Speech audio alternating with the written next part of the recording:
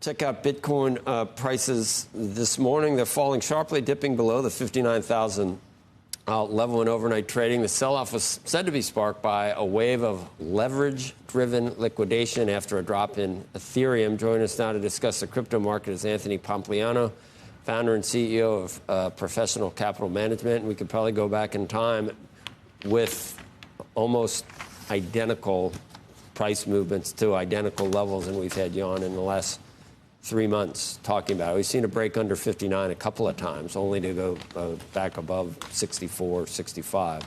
What do we make of it? Well, I think it's just sideways summer, right? You know, people kind of saw this huge run up after the Bitcoin ETF got approved earlier this year. A lot of capital flew into that, both retail and some institutional. And when the summer hit, people, I think, kind of just went away. And so as we've traded sideways, there has been volatility. But I do think that if you look at the historical kind of bull run cycles, kind of end of Q3 into Q4 is when things start to pick up. And you'll start to see, you know, kind of the asset price rise from there. I mean, because some people, no matter what, hold Bitcoin, does it not take a lot of selling to have pretty big moves in the price? Is it like on thin volume, would you say? You definitely have an illiquid asset, right? Is it? A lot of times, depending on which metric you look at, whether it's 1 year, 2 year, it could be 60 or 70% of the assets being held by people who are long-term oriented. That's what I mean. And so it's very different than, you know, many other financial assets, but also leverage has definitely increased in the use in the market. And so whenever you see kind of an illiquid asset, you get, you know, a good amount of leverage in there. It can move in both directions with more volatility. And if you compare, you know, Bitcoin to maybe something like gold, they're both sound money principles, but Bitcoin's 1 year volatility is 0.35, gold's is 0.09. And so that volatility is part of what draws people, that they want the upside of something like Bitcoin, but they still want the sound money principle. So they still want to trade it. What will Bitcoin's reaction be if the economy gets hit hard, as Barry Knapp was just saying he thinks will happen? What will Bitcoin's reaction be if there's a soft landing? Yeah, so I think that the more people talk about a potential recession, the less likely that it is that we're going to have a recession, right? People are kind of eyes wide open. They're paying attention to that. And the other thing is, you know, a lot of us criticize the Fed, and rightfully so for many things. But one thing that they did get right is they've kind of reloaded their ammunition. And so now we've got rates over 5%. They've sold off $2 trillion or so off their balance sheet. If we get to some sort of market slowdown or downturn, the Fed seems to be more trigger happy. They're a little bit more sensitive. You saw this with the 2 emergency rate cuts in 2020. And I do think that they have that ammunition now to fight that market downturn. But what's it mean for Bitcoin? Because I still can't figure out like what the correlations are necessarily. It doesn't always do what I expect it to do. Yeah, I think that if cheap capital floods into the market, people will go and they will push out on the risk curve. The nice thing about Wall Street is that Bitcoin is still considered one of the riskier assets in their portfolio. And so I think assets will flow there.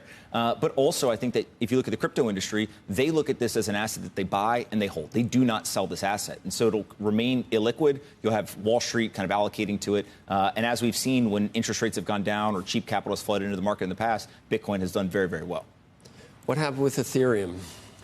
I think that with Ethereum, people are still trying to figure out what is it and should I have it in my portfolio or not, right? You know, if you look at the ETF launch, kind of had a big first week or so, but you don't hear it talked about nearly as much as you hear people talking about Bitcoin. And so some people think it's a world computer. Some people think of it as ultrasound money. Some people think of it as, you know, name your other narrative. But I think that the lack of a clean story means that interest is waning to some degree.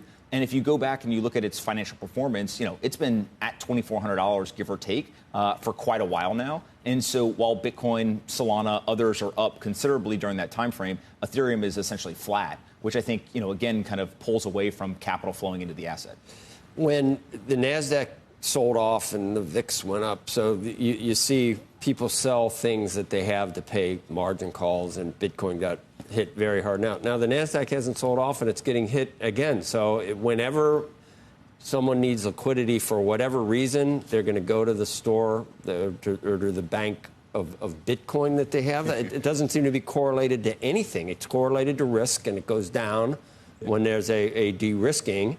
And then it might go down if, I guess it could go down if gold went down, or if it looks like, for example, if the Fed isn't going to cut, it seems to go down. Then when it is going to cut, I don't know, it can go down for any reason. There doesn't seem to be any rhyme or reason to it at this point. They're small moves, though. Yeah, I think for years, the promise of Bitcoin has been that it is a non-correlated asymmetric asset. And that's been very attractive to people. Is that true? Well, it's definitely less correlated than, say, stocks or other types of assets. Now, one of the things that has confused people is during moments of crisis, whether it's COVID or other moments, correlations spike towards one. And so you see these kind of sell-offs and people say, oh, maybe the non-correlation days are over. But I do think that part of, why we're sitting here talking about, hey, why is it doing what it's doing? That is part of that non-correlation. And so, yes, Bitcoin will benefit from cheap capital. It will benefit from interest rate cuts. But also, there are reasons that people are buying it that they may not buy other assets. This has been true of sound money principles for a long time. Gold has been a lower correlation than other assets. I think Bitcoin now is doing that as well. The difference is that, Bitcoin is kind of gold with wings. And so it will go up a lot more than gold when they both move forward. And it will go down a lot more when they drop in price as well.